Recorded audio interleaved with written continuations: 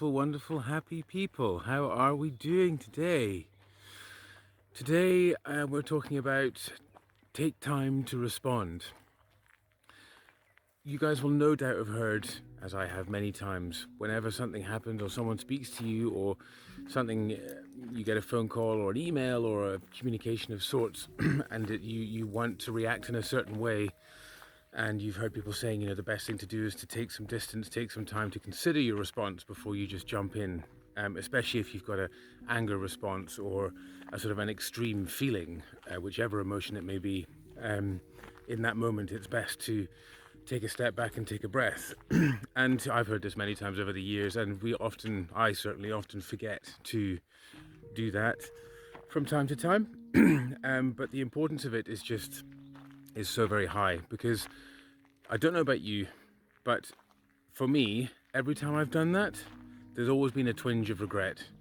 In the heat of the moment, I've said something or done something that could have been a lot more eloquent or intelligent or patient, calm, understanding.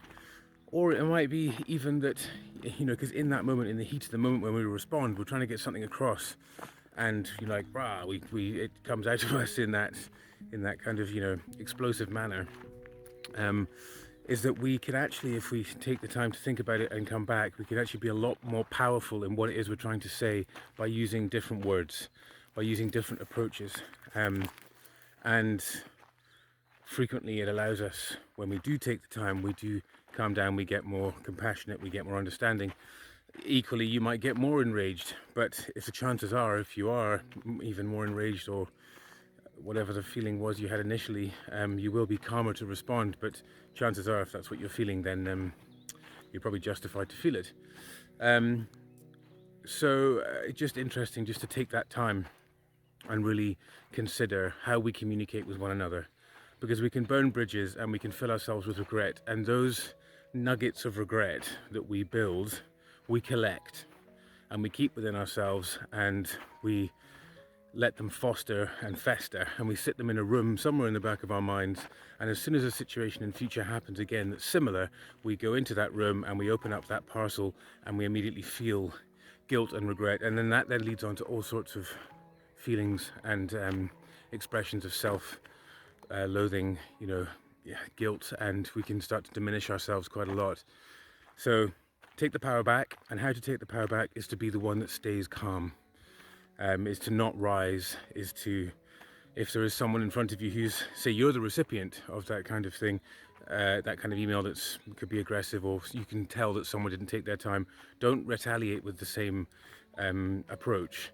Take the time to sit and think, from where this person's coming, because you never know what's happened in someone's day. They're having a terrible day, or again, so much communication these days is through text and through writing, so the opportunity for misunderstanding is massive, because we can't see someone's body language, we can't look in their eyes when they're talking to us, and this is all very important for how we communicate as human beings. The inflection in their voice and all of these things. So yeah, that's today's wisdom, is take time to respond. Very important.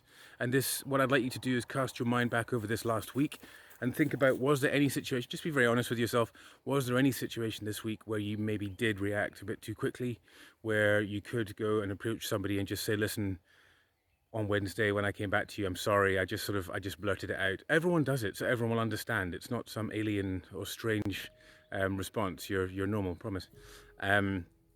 So, take the time to just reach out, and that is hugely cathartic, because what that allows you to do is actually go into that room where you stored that memory, and you go in and you make peace with it, and it vanishes.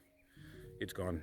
And that is how we deal with things that we're holding on to in the back of our mind, is that we take the time to be humble, be vulnerable, and that is very powerful. So there's your mission for today.